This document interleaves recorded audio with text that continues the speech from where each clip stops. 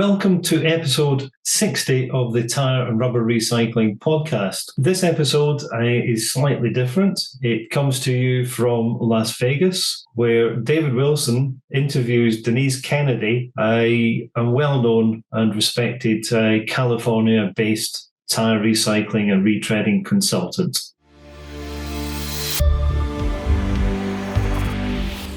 Hello and welcome to Las Vegas, Nevada. We're here today at the TIA OTR Tyre conference, and we're here to talk to Denise Kennedy, whose company DK Enterprises is a leading and well-established consultancy in the tyre recycling sector, offering sustainable solutions for the tyre industry. Hi Denise, and welcome to the Tyre Recycling podcast. Thank you very much. Lucky to be here. You're very welcome. So, as some of our viewers will know, your business is based in California. So perhaps you could begin by giving us, our viewers, an overview of how tyres are recycled in California and managed in the context of the gradual move towards tyre stewardship in the USA. Sure. I've been very fortunate to work in California, moved to California in 94, and have been very much a part of the tyre recycling venues before that and since that time. Calcycle, which is also called the Department of Resources, Recycling, and Recovery, also called Calcycle, is the one that actually manages solid waste and is moving that toward a circular economy. That's kind of their goal and objectives. And what I've been able to do that's helped develop the industry is work on many of their contracts. They also do offer grants. They have rubber asphalt grants. They have tire-derived aggregate grants. They have tire-derived product grants and rubber pavement grants. And those are ways that they look toward sustainability as well. So. Yeah. Okay. So, I mean, your contract with Calcycle focuses, I believe, largely on developing uses for value-added tyre-derived products. Yes. Right. So, what can you tell me about any current projects that are ongoing in that area? Currently, right now, I will say there's one that we just ended. One that I'm on right now is to develop or to work on the annual tire market report. We do that every year. So we're going to be presenting 2022 and 2023 in June. And that's the current one right now. I've had 12 contracts. 8 of them have been toward the businesses and market reports. But the ones that are important that have helped with developing products has been the feedstock conversion technical assistance grants or contracts that I've had. And that the goal or objective was to get people to use tire rubber and products that would replace like a plastics or virgin material or some other sort. So we would take a product and develop fluids. I was actually assigned to work on products since 2007. So that's just one that focused later. And then I also have the Retread Contract, which to me is really important. I just got to throw that in. And in that case, I would like to share with that one. I actually brought David Stevens in, who's the director of TRIB. Yeah. And he helped me, and we did 7 workshops. And I will give you the link to that as well, where we had Bridgestone Bandag involved, Michelin involved, Goodyear, Cotton Hill, Oliver's. I think I'm missing one. But we had 7 of them. And then Inland Tire did OTR Tyres and Off-Road Tires, which is the conference we're at, and McCoy's did industrial tires. So to me, it's always about working with companies to develop new products. I have clients all over the United States that I work on, from roofing to flooring to molded rubber products, sports, rubber asphalt. Right. Yeah. So what do you see as the key challenges in developing new products from new tire-derived products? And because I've worked with so many companies, others up now, and working toward that, a lot of times it's, I'm going to start off, it can be the money, can be the issue. It takes a lot of time, a lot of investment of time and money to develop another product. Some might say it doesn't take that much, but in the end, it's your time and your involvement. And there's a lot of testing coordinated well over 4,000 tests over 21 companies. And they don't all know, very few of them know what they need to do to get to the next level. So that's an issue. Also, research. Yeah. Environmental is becoming the big issue now. The regulations, logging might be required on some products, but there's more and more issues coming out. Okay, so we're here today at the OTR Tyre conference, so it would be remiss of me not to ask you a question about the recycling of OTR tyres. So what would you say are the key developments taking place in that area at the moment, and what would you say the main challenges in implementing them? Well, first of all, it's nice to hear there's more effort coming out now, or more discussions about sustainability. I don't think off-road tires are on the radar of a lot of the states, and I believe it should be. I have brought that up before, even in California. I do think it's an issue. But now there's more. So one of the areas, and one of our presenters from yesterday on the panel talked about devulcanization. The rubber compound in an off-road tire can actually work quite well in a devulcanization process. I'm not trying to promote one over another, but it does work. And then subsequent uses like conveyor belts, it can go back into OTR rubber, which they are doing in some cases. And so to me, that's one of the things we see happening. The mining tires, which have been piled or stored, and more efforts going into now, what do we do with those? Those are perfect examples of material that could be used without as much cost to the people that have those tires. But there's a disposal cost. Yeah. And then we have new robotics. Yeah. Another company, maybe we'll share later if we can, Inland Tire, is doing their second robotic now on OTR tires. So.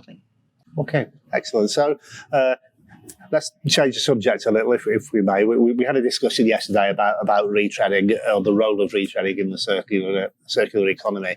So what are your views on how retreading can best fit into the circular economy, and how is that going in California? We have 37 retreaders in California. We do have one company that's coming in and kind of taking over a little bit, buying a lot of them. But we have a very big commitment. Even when I talked about the workshops we did, 8 of those retreaders actually were part of every one of those workshops, besides the major tire manufacturer. So that was great. But retreading to me is the highest use of a tire. I think it's critical that we support retreading. I've always been in it for 20 some odd years with Trip, and I think it's important. And then I would like to say, there's a new association being formed that I want to really recommend that we do include in that the retreaders, the off-road tire leaders, the association leaders, because the new tire manufacturers still, it's their tires, their treads, also that we're using on the retread process. So I think that's what you're going to ask me that question probably next on the new associations. Hi there. It's now time for a quick word from one of our sponsors, Eagle International. Eagle International is a leading designer and manufacturer of tyre shears, balers, sidewall cutters, debeaders and derimmers. However, their focus is on downsizing tyres to make recycling and reusing much easier. Eagle International builds equipment that can process anything as small as 20-inch ATV tyres through to 59, 80 and R63 OTR tyres. Eagle International builds the only portable downsizing OTR system on the market today for those looking to eliminate stockpiles of OTR tyres. This system consists of 3 machines, the OTR Debeader, the Punch Cutter 2 and the Titan 2. Each machine is designed to be road legal and can be hauled off from one OTR storage site to the next. First, the Eagle OTR Debeader pulls the bead from the OTR tyres. This process provides high-quality scrap steel for recycling and helps save wear and tear on shredding equipment. Second, the tyre is cut in half down the centre of the tread with the punch cutter 2. Finally, the Titan 2 OTR tyre shear cuts the half tyres into smaller segments that are more readily acceptable for downstream processing. Once the tyre has been halved and segmented, you can reduce the size of an OTR tyre by approximately 70%. This means you can save money by hauling more scrap rubber in each load that leaves the site. Eagle International Tyre Recycling Equipment is here to help you reduce size, reduce waste, and reduce impact.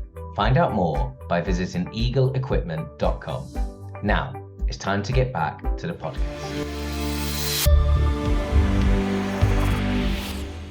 We're talking about the Tyre Recycling Foundation, which was announced, the launch of it was announced yesterday at this conference.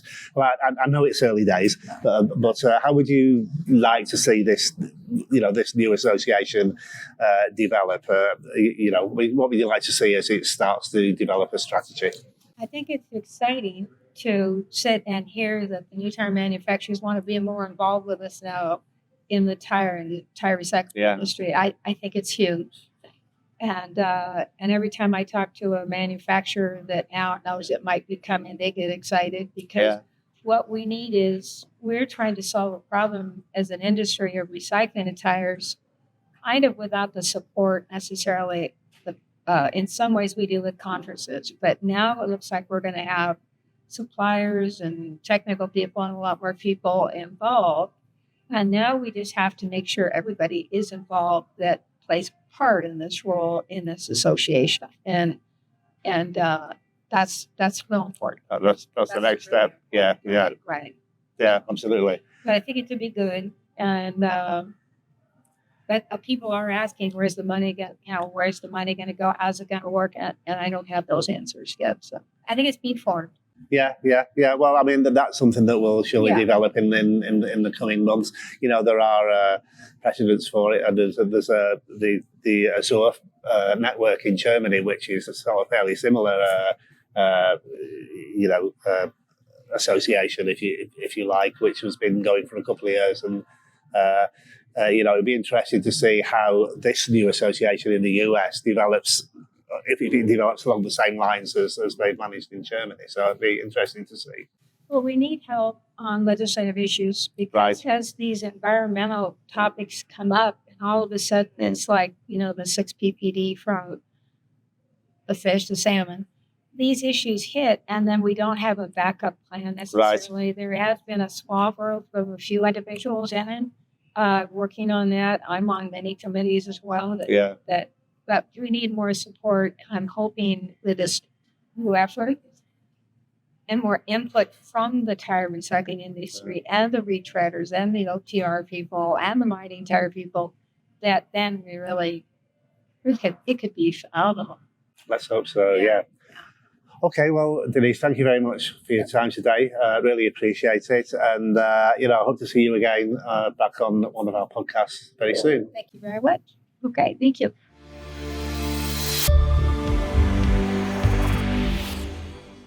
There we have it, the interview between David Wilson and Denise Kennedy, direct from the OTR conference in Las Vegas. Denise touched on a number of points. The way recycling is funded and operated in California, her wide experience in the recycling and retreading sector, and of course on OTR recycling and retreading. We also heard about the development of the Tyre Recycling Foundation and Denise's hopes for that in the future. The Tyre Recycling Foundation has been established by the TIA and the USTMA in America. And before you go, if you want to keep up to date with the news and views from the tyre and rubber recycling sector, you can follow us on WhatsApp, Facebook, LinkedIn, and X. And of course, you can subscribe to the magazine, and that gives you access to all the latest news and views as they happen. Thank you.